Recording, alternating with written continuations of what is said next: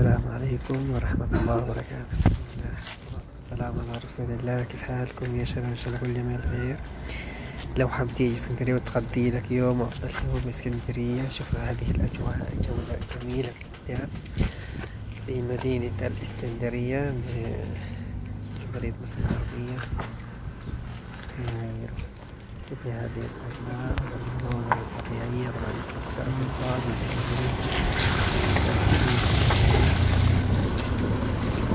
يتفرجون على هذه الأجواء في كورنيش وفي ألعاب في حدائق،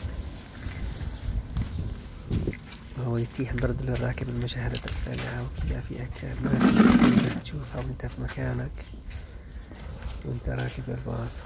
كل ذا وذلك عن سعر التذكرة تقريبا للراكب الواحد ممكن. في